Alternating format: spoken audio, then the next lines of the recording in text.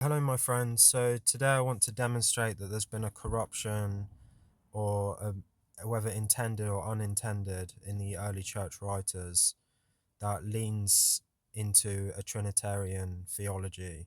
Not Trinitarian in terms of economic or in dispersion of God's power through three manifestations or persons in the sense of appearances, but in the sense that the Trinitarian belief that God exists as three co-eternal, co-equal, distinct beings. So I'm just going to show you in Tertullian Against Praxis, chapter 7. It says here, "But you will not allow him to be really a substantive being by having a substance of his own, in such a way that he may be regarded as an objective thing and a person, and so be able, as being constituted second to God the Father, to make two, the Father and the Son, God and the Word." So you see there the phrase substantive being. So it implies that the Word was a substantive being alongside God the Father. But in the Latin, it says plane, which means clearly, non vis enim eum substantium habere in re per substantiae proprietatem, which Google Translate renders it as, "For you do not want to have it or him to be substantive in reality through the property of substance, so that a thing and a certain person can be seen." So it doesn't indicate that the word was a being, but just simply that it had substance and that it reflected a being. So that word being is added in. The word in Latin is res, re, and if we just look, re in Latin, define, it means a thing, a matter, an affair. So in philosophy, it's usually described as like reality, because it comes from the word res. It means a thing, an object, a situation. So Tertullian's just saying, I believe, I could be wrong, but I'm quite persuaded that he's saying that, as the Google Translate translated it, that for you do not want to have, in euum I think is him or it, it's a third person pronoun. You do not want him to have substance in reality through the property of substance, so that a thing and a certain person can be seen. So it doesn't indicate that the word was a being, but that a person, a face, and something seen shone forth in the word. So, we could, maybe that can be debated, but I just want to show these corruptions, if you will. So in chapter 9, it says, let's just read it here. So, because the Father is not the same as the Son, since they differ one another in the mode of their being. Well, of course, the Son has being, is a real being, but he was not co-eternal, co-equal, and what did they say? Co-eternal, co-equal, and co-eternal, co-equal.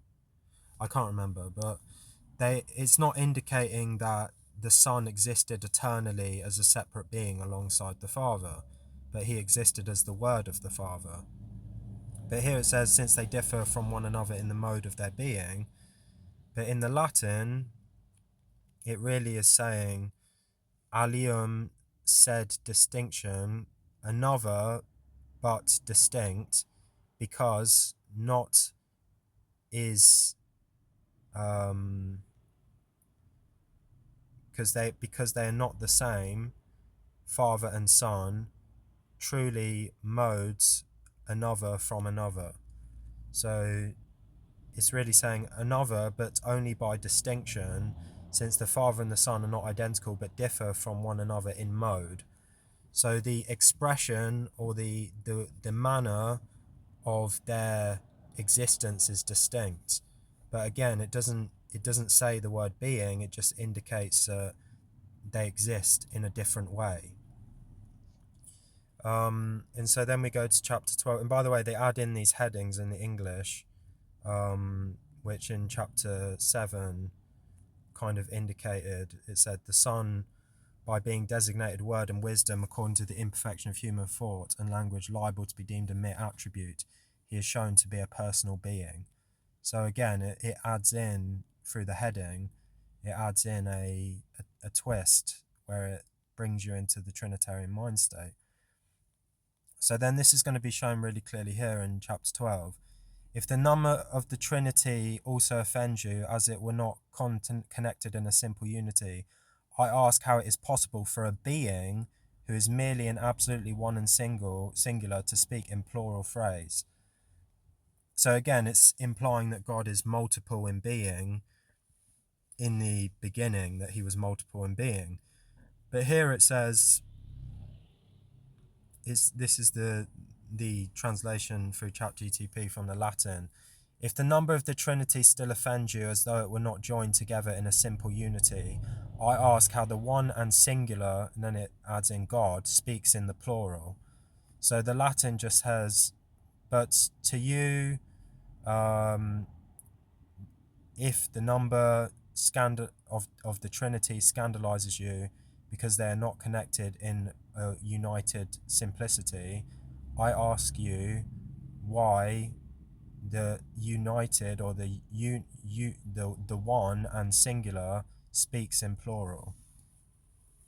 And you got that translation here. So again, it's not got that word being in. It just says, if the number of the Trinity still offends you as though it were not joined together in a simple unity, I ask how the one and singular speaks in the plural, let us make man in our image, when he ought to have said, I will make man in my image and likeness, since he is one and singular. So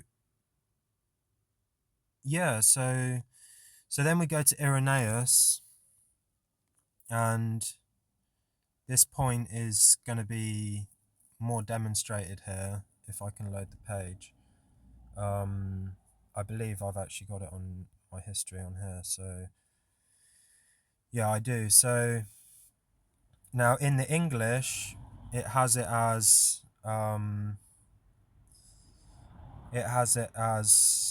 because the Word, the maker of all things, had formed beforehand for himself the future dispensation of the human race, connected with the Son of God, God having predestined that the first man should be of an animal nature, with this view that he might be saved by the spiritual one.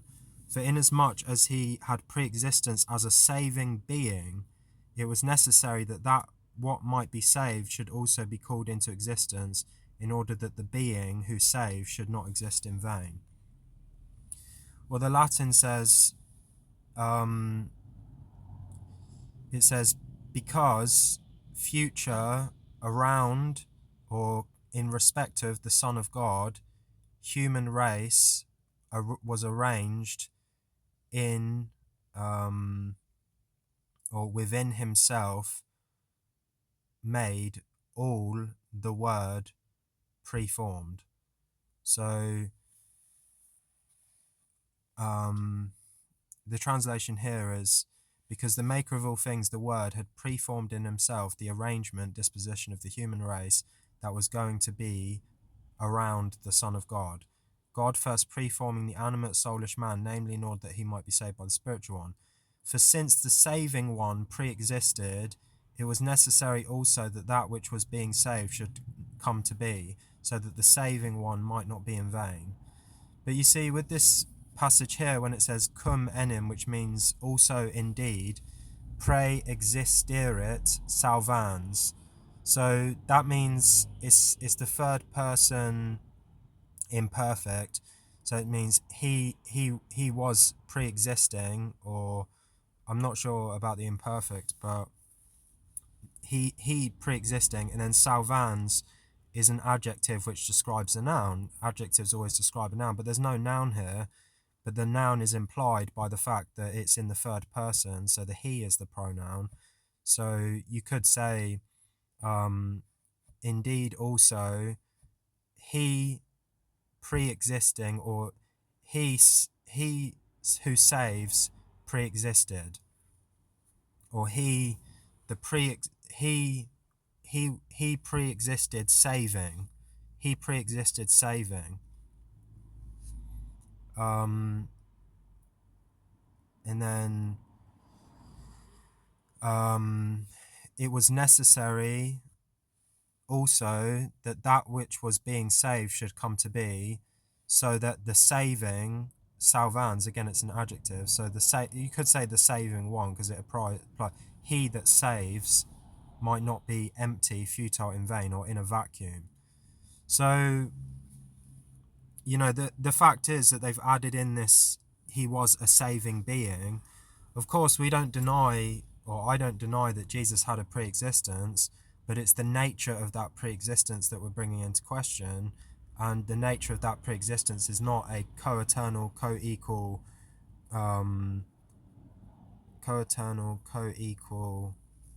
let's just search it, co-eternal, co-equal, they always say there's three co's, co-eternal, co-equal,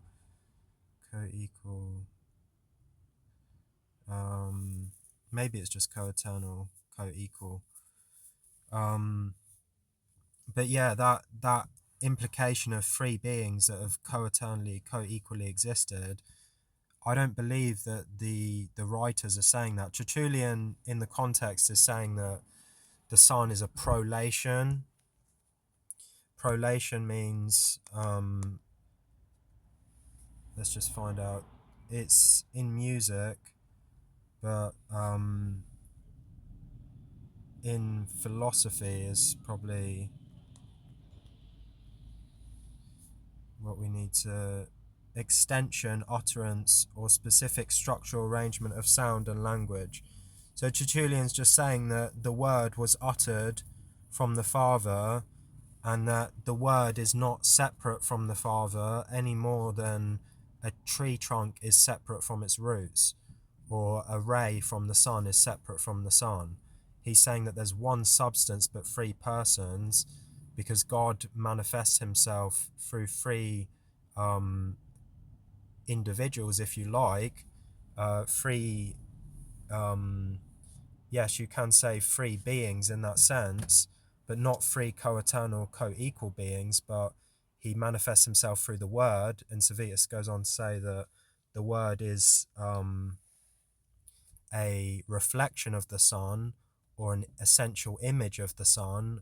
It is the Son in that sense, but it's not yet the Son, because it's the seed of the Son. The Word is a seed, and the Son is the substantial generation.